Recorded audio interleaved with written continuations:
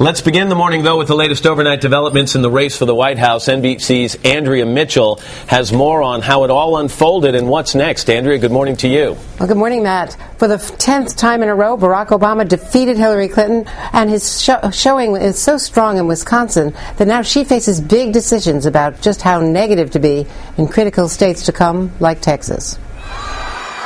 Houston, I think we've achieved liftoff here.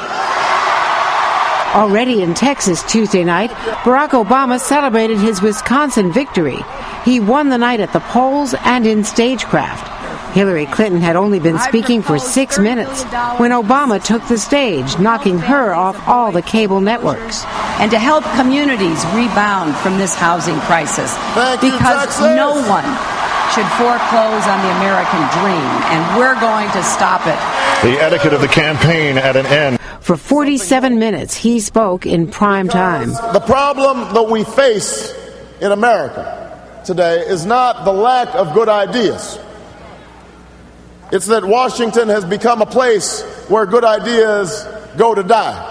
Noticeably, once again, Clinton neither conceded nor congratulated Obama in her speech, instead sticking to the same attack lines she'd been using all week. We can't just have speeches. We've got to have solutions. But Wisconsin voters rejected that approach, in exit polls blaming her for unfair attacks by 20 points.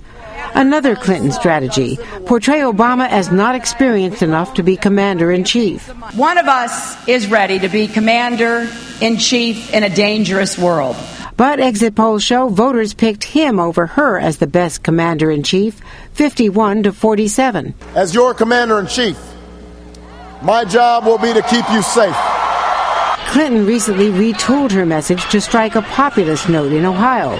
You pour coffee, fix hair, and work the night shift at the local hospital. You're often overworked, underpaid, and sometimes overlooked. But not by everyone. But in what could be a warning for her chances in Ohio, in Wisconsin, Obama won white men 63-34. He even narrowly won white working-class voters, her base. And Clinton's lead among white women dwindled to only 5 points. The American people understand that the last thing we need is to have the same old folks doing the same old things, making the same mistakes over and over and over again. Obama is already setting his sights on John McCain. He represents the policies of yesterday. I'm not the youngest candidate, but I am the most experienced. McCain also won handily Tuesday night. I will fight every moment of every day in this campaign to make sure Americans are not deceived by an eloquent but empty call for change. And in a first for this campaign, McCain's wife, Cindy, took on Obama's wife, Michelle, seizing on this comment about her husband's success so far. And let me tell you something. For the first time in my adult life, I am proud of my country because it feels like hope is finally making a comeback. I'm proud of my country. I don't know about you if you heard those words earlier. I'm very proud of my country. Clinton may end up regretting not campaigning in Wisconsin earlier to make her case. Now she has to count on outperforming Obama in 2 upcoming debates. But one Clinton aide in search of a silver lining could only say, well, his negatives have nowhere to go but up.